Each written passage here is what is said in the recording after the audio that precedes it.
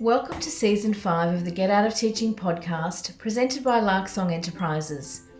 This podcast is for teachers who are considering leaving education but feel like they have no options. I'm your host, Elizabeth Diakos. I'm a career transition coach who guides overwhelmed teachers through a 5-step process out of education and into a life they love.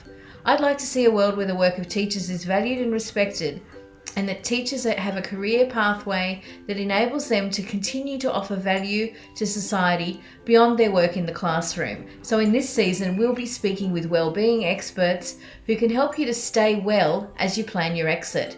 If you're almost ready to leave and you need to redo your resume, check out my Resume Revamp digital download. It's a comprehensive guide to making your resume show off your assets. For $49.95 Australian dollars, you'll get pre-filled, eye-pleasing resume and cover letter templates in both US letter and A4 size, a lexicon of teacher terminology with a translation to corporate speak, and a bonus PDF on getting past applicant tracking software. Check out the Resume Revamp package on the product page of larksong.com.au and come along for the ride as we get out of teaching. Episode 9. Hi everyone and welcome to the show. On today's show, I'm really delighted to be speaking with Justine Ward, who is the co-founder and CEO of Thirdzy, a former chiropractor turned sleep expert. Welcome to the show, Justine. Thank you so much for having me. Okay, so tell us your story. How did you go from being a chiropractor to being a sleep doctor? Oh, so it is a little bit of a long story, but that's what we're here for, to have this kind of discussion. And right off the bat, I want to say I was so pleased when I came across your podcast, because as I'm sure a lot of your listeners are feeling, when you have been trained in one thing and you've been doing that for a number of years and you realize it's not what you want to be doing anymore, it can be really stressful to think about wanting to do anything else, because you have great qualifications before like one thing, and then there's a whole world of options outside of that, but you can feel so like challenged and alone and stuck doing the thing that you're doing. And at the time that I was leaving being a chiropractor, almost all of my friends were chiropractors, and I found it even hard to talk to them about not wanting to be a chiropractor anymore, because it was like I didn't want to insult the work that they were doing and loving while I was getting ready to not do that anymore. Yeah, that's really interesting, that idea of you're not just leaving the career behind, you're also kind of, shaking the dust off your feet, but that's almost, denigrating the profession then. Yeah, absolutely. And it's, for me, it wasn't that I didn't think that the work was valuable anymore. I didn't think that, chiropractors were awesome. I just realized it wasn't for me, and it wasn't the problems that I wanted to keep solving and the type of work that I wanted to keep doing for the rest of my life. And on top of that, I was having some issues with my shoulder, elbow, and wrist. So I was having actually trouble keeping up with the hands-on aspect of my work. Right. Sounds like you need a chiropractor. Yeah, exactly. I need a chiropractor myself. And, really spent a lot of time kind of thinking about, okay, what is it that I'm good at, and how can I, try and segue this into something else? And actually, at that time, I was like very into nutrition. I was also doing nutrition coaching and some fitness coaching as a CrossFit coach, and decided to leave full-time practice and had some experience running my own practice and doing some of the business side. And that was really what I realized that I wanted to be doing, was more something in the business world. And I ended up actually talking my way into a boot camp, a women in tech sales boot camp, because I decided I wanted to go corporate. And I thought, of all the things that I'm good at, I think the sales process was one of the things that I actually quite enjoyed doing. So talked my way into this boot camp and was really able to learn a lot in a short period of time about how this other industry functioned and get kind of connected within the industry. Left that, went into technology sales, and actually really, really enjoyed it. And I think there's something to be said for going into a new career when you already know how to work, and you're even maybe a little bit older than a lot of the contemporaries starting off doing that thing, because you have a little bit more wisdom around what it takes to actually be successful, even if you've never done like that kind of job before. Right. So that was Just kind of, before you go on, give me an example of what you mean by that. so when I started off in technology sales, I was almost 30, and a lot of the people who start off in that job are in their early 20s. Mm. And I think that, you just have a different work ethic when you've been paying your own bills for a long time, and you have more confidence and kind of trust in yourself. So a lot of the younger people in the job, I feel like we're still kind of trying to work and party and kind of put in minimum effort. So whereas I was at the place where I was like, I know what I want to do. I want to get promoted. I want to like get to the next level quickly. And so I feel like I learned how to play the game more quickly than I would have if I was younger starting off in the game. Yeah. Yeah. You know what I mean? Yeah. So Yeah. you're really talking about all those practices that help you to survive in any workplace, like Yeah. be on time and I don't know, don't gossip or that kind of stuff. Is that what you mean? Absolutely. Like all the transferable skills of even knowing how to kind of like work with people and how to work with your boss and like just yeah, all of those little things. Bring your own lunch, that kind of Bring your stuff. yeah, exactly. Okay. Exactly. All right. So you were in tech sales, and then what happened? And then COVID happened. Oh. So the whole company that I worked for went to working from home. And that was such a big change. And I'm like quite an extroverted person, as you may have kind of grasped already. And I've really suffered being at home and trying to do all of my work from home, trying to, I was on Zoom all day long having client meetings, and you're energetically like trying to be an engaged person, but inside I felt like I was kind of dying. And at that point my partner felt the same way, and we were both just like not sleeping, very stressed out, anxious. Nobody knew what was going on in the world, and started to realize that a lot of the things that I liked about this new tech sales job were very contextual. Like I liked being on the busy sales floor. I liked being with people. I liked having like the client interactions and like going for cocktails, like all of these like other little kind of extraneous things that wasn't actually the work itself. And so I had started to do a lot of research on how could I not burn out and manage my time better, but also like get better quality sleep. And was I not eating the right thing? Was I not taking care of myself well enough? And then a few months into the pandemic, my partner's father actually passed away from COVID. And it was at that point that we had this like very deep kind of heart to heart conversation about like, what was the rest of our lives going to look like? And because his father was also quite young, he was 70. And so we were like, if we only have another 30 or 40 years on this planet, what does that look like for us? And is it doing this? Like, is it selling technology to a big company, or could we be using our skills and abilities in a way that might be solving better problems or kind of giving back to humanity a little bit more, as cliche as that sounds? No, can I just say, I think that would really resonate with a lot of the listeners, because they've gone into their teaching in order to help the next generation of humanity to, be able to participate in society and to pass on that wealth of human knowledge. And even if they decide to leave the profession, it doesn't mean they still don't want to, fulfill that goal of being of service to humanity. So I totally resonate with that myself. So go for it. It makes perfect sense to me. Oh, I feel like, as you said, like I feel that, because I became a chiropractor because I wanted to go into healthcare because I thought I could help people, right? That I was like, how great is that? I can spend my life like putting my hands on people and helping people to feel better. And ultimately that path wasn't the one that was for me, and that style of work didn't light me up. But I ended up kind of, as we were going through COVID and having kind of health challenges and anxieties and stuff, really leaning back into that part of me that has like well-versed in healthcare and about how to like help people. And I started thinking about, when I was in practice, what was it that people often struggled with the most, other than specifically like neck pain, back pain, headaches, right? And one of the things that was on our intake forms was always kind of an overview of people's health. And I would say 9 out of 10 patients coming in to our clinic, even ones who were kind of just coming in for regular maintenance kind of stuff and weren't in a ton of pain, had checked off the box that they had issues with sleep.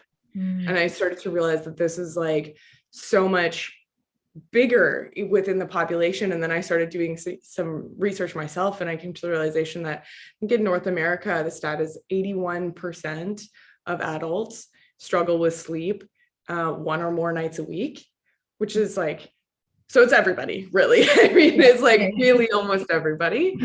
And that became kind of I like locked in on that. And I was like, okay, if everybody's not sleeping well, and we already have some things on the market, right? Like there's melatonin pills and there's over-the-counter sedatives, and there's some stuff out there, some of which I was already just starting to use and try and help myself with, recognizing like, okay, what if we could do something else? What if we could kind of add to the story and give people another tool for their toolbox?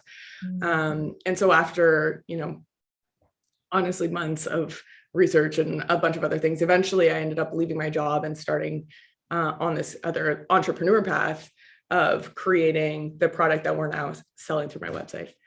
So yeah, that was the path to wow. Okay. And so you better tell us about that then.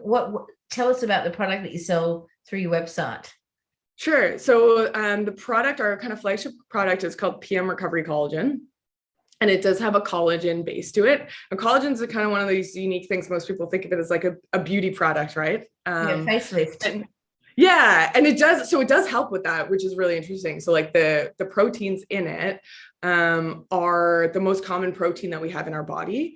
And once you're over the age of 20, your body starts like year over year producing less and less of it. And that's why we start to get like wrinkles, and our skin's less nice, and our nails are less nice, and we get more cellulite, and like, we become less efficient. So our bodies just slowly start to have less of that collagen that creates like tension in our tissues. Okay. So it also leads to issues like, joint, like arthritic kind of stuff, joint pain and whatnot. But about a third of collagen is this amino acid called glycine. And glycine actually has been shown in studies to help lower your core body temperature when you take it before bed, which helps you get into deeper sleep. And people who take glycine actually to help with sleep report feeling more refreshed in the morning on the same amount of sleep. Right. So I was like, once I kind of went down that rabbit hole and read about that, I was like, well, that's perfect, because one, it's something that we can use more of just to help keep our bodies running better, joint health and that kind of stuff, recovering from stress. And two, it actually helps with sleep quality and beyond just getting more sleep, right? Because I think one of the things that when we start looking at solving problems in our life, almost always the first solutions are like, do more, right? Well, you need to get more sleep. You need to do more exercise. You need to eat more vegetables. You need to drink more water. It's like, okay, but like I'm already stretched super thin. Yeah. So part of like when I started doing research for sleep, I was like, okay, if I can't get 12 hours of sleep a night because I'm like a regular human being with a job and like a family and things to do, what can I do to make the time that I am sleeping more effective? So we gave it a collagen base, and then there's a few other active ingredients like magnesium, L-theanine, GABA, which is one of your brain chemicals that helps your whole system calm down and relax at night. And L-tryptophan, which is like that thing in turkey that makes you feel sleepy. Yeah. So they're all basically natural ingredients. Yeah. None of them are hormones, and they're things that actually help for like sleep quality and not to knock you out, which is also a little different because most of the sleep stuff is like just to knock you out, but then often it makes you feel not good in the morning. Yeah, like come over the next day. Yeah. I hate I've had a few times where I've had like really bad back pain or something like that, and I've taken something to sleep, and just I feel foggy, and it's not a fun feeling the next day. I'd rather be in pain than have that head fog feeling. So yeah, definitely right? Get that. Just throws you off, and it's because your brain needs to do stuff while you're sleeping, right? That time is important for your brain to like recover and remember things. And there's supposed to be lots of activity going on, and most of the sedative stuff, or if you use alcohol to fall asleep, it actually just kind of shuts everything down. So then you don't get any of the benefits from sleeping that you're supposed to be getting. You're just not awake.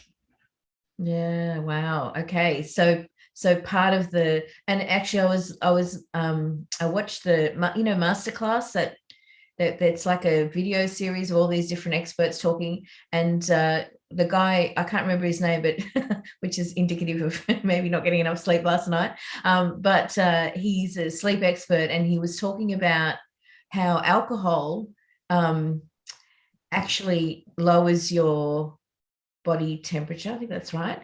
And Mhm. so your body compensates by making you get hotter.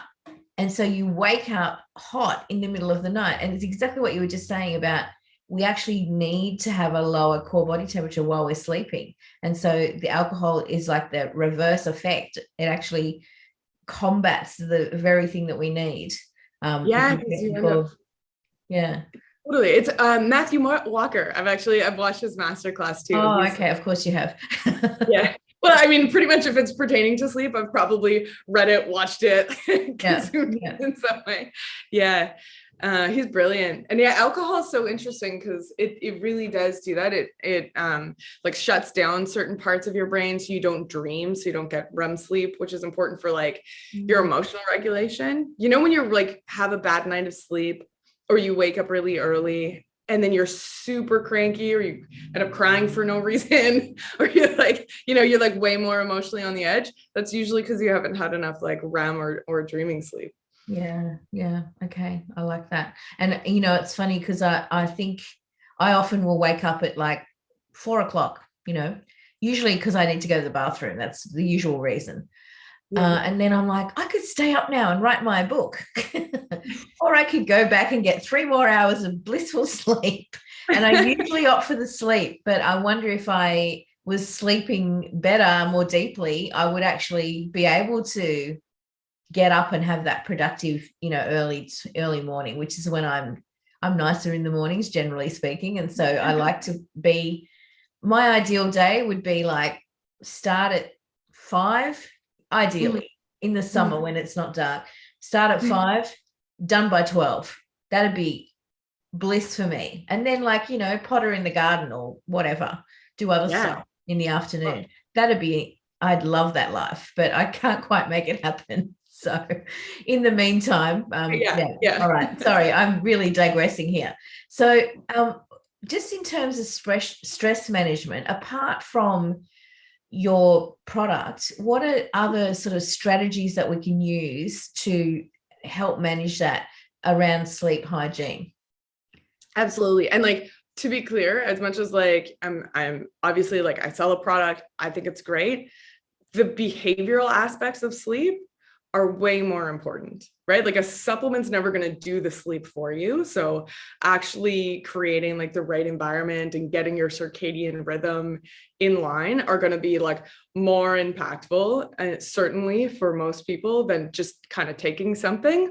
Although, there's a balance too, because we can only do so much. So there's a few really simple things that people can do that really help with sleep quality. And one of them has to do with light. So I think a lot of people have heard that avoiding blue light, like stuff from your screens, TVs, your phone, and stuff like that at nighttime after it gets dark is beneficial. And that is definitely true. Although it's really hard in practice, right? Because a lot of times, like that's kind of our only time to, relax and watch a show or catch up on our emails or whatever it is. But that is very helpful. So avoiding blue light at night, you can get screen blockers that can turn your screen like a little bit orangey. And what that does is it allows your brain to do a better job of knowing that it's nighttime, and your natural chemicals in your brain, like your natural melatonin, will increase to a greater degree when you spend more time in the darkness when it's actually dark. Right. Yeah, So that makes sense. Yes. yeah. So that's number one. But another thing you can do that also helps with that is actually getting a lot of exposure to really bright light first thing in the morning. Okay. So it's nicer, it's easier when it's the summertime, obviously. Mm. You can wake up and you can go outside, and it really only takes, on a bright sunny day, it can be 2 to 3 minutes of bright light exposure in the morning. Mm. That helps to set your circadian rhythm. So there's this like little tiny part of your brain that's directly connected to certain cells in your eyes that they're not part of your visual field. So they're not actually taking in pictures. All they exist for is detecting light and for setting your clock in your body. And every single cell in your body has a certain amount of genetic material and ability to respond to changes in both light and season.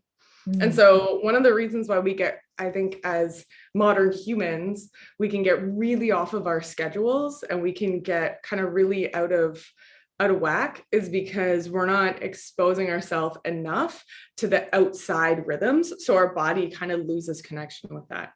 And when you see bright light in the morning, it actually triggers this little mechanism in your brain that essentially starts a countdown timer for when your melatonin and your sleep chemicals are going to get released at night.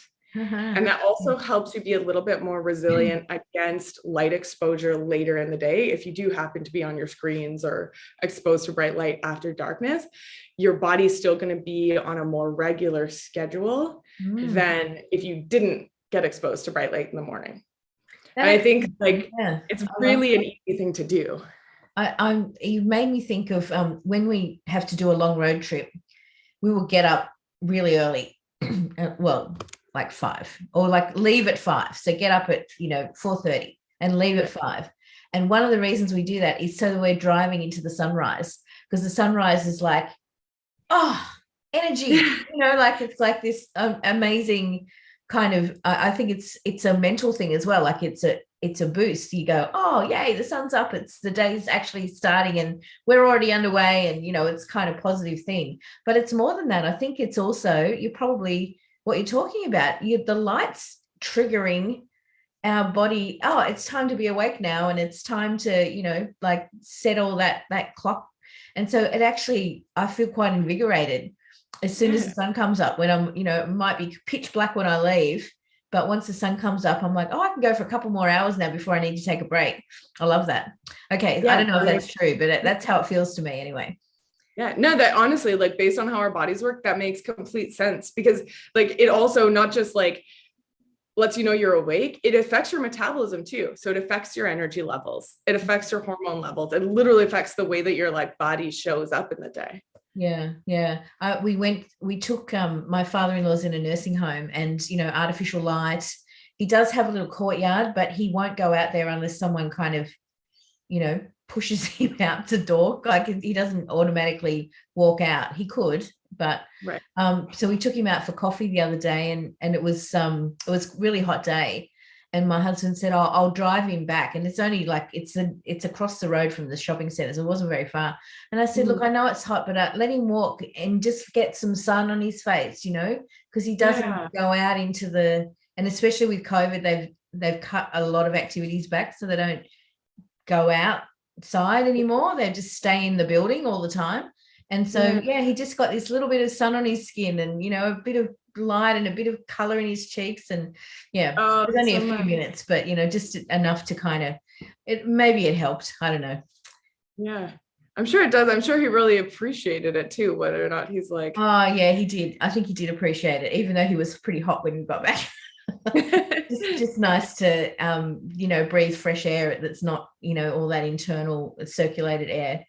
All right, so sorry, we've really digressed. What advice, Justine, would you give to a teacher who's really struggling with stress and overwhelm to help them to stay well while they plan their exit? So I'm talking about maybe 2 or 3 really practical strategies that they could use that would just help them to manage that anxiety in a way that will allow them to be able to think more expansively about what they want to do next.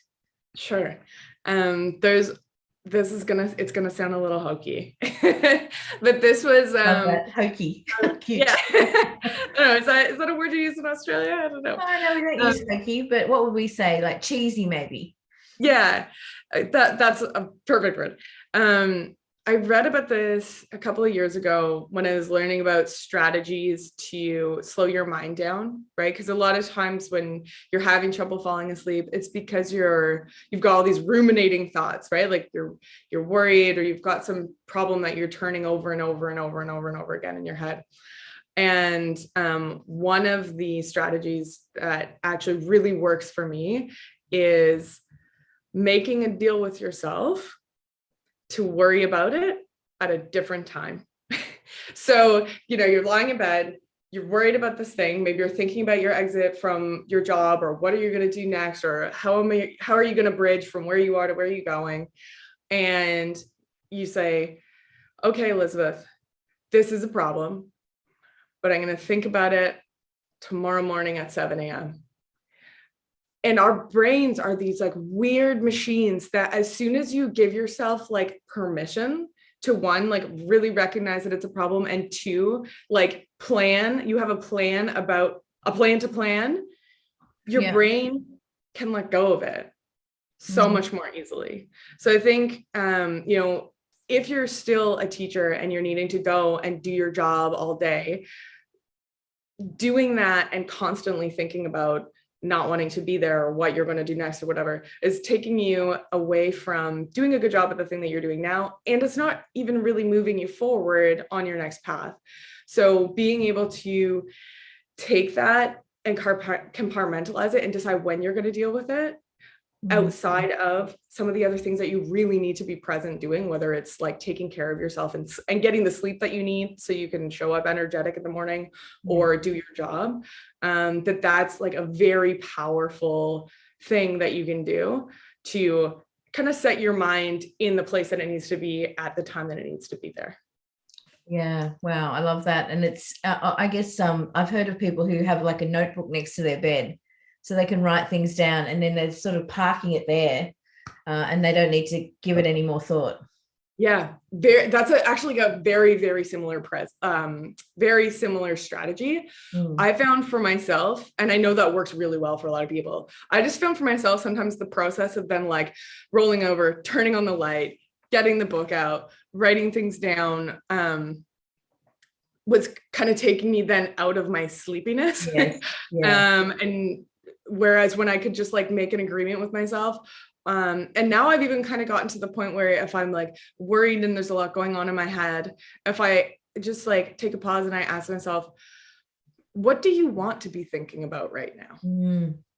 That's often enough for me to be able to like shelve it, because I can start thinking I either don't want to be thinking about anything or I would much rather be thinking about this positive thing or this solution, or and the suggestions that we make to ourselves can be really powerful for managing our stress and anxiety and allowing our brains to transition into a better sleep or a more productive state, depending on what we need to be doing.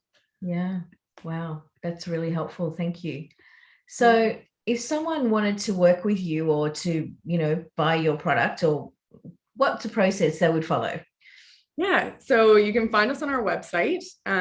We right now are shipping only within Canada and the United States. And we have our Canadian website is thirdzy.ca, and our US website is thirdzy.com. And then I'm always available for questions. We do have also information on our website. So I have my 50 best sleep tips are available on our website. We've got articles like 4 ways to trick your mind into going the F to sleep. Just some, resources for people in addition to the product that are also available there. And then people can reach me directly at Justine@thirdzy.com.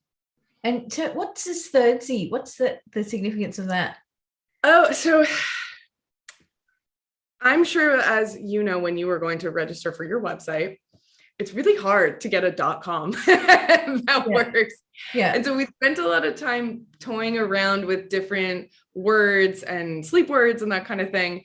And, when you see the emoji and it's not as actually going to resonate as well for Canadians or Australians, because we say Zeds, right?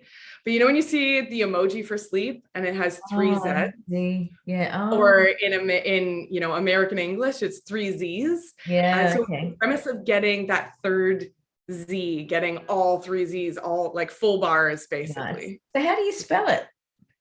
THIRD, so third, Yeah.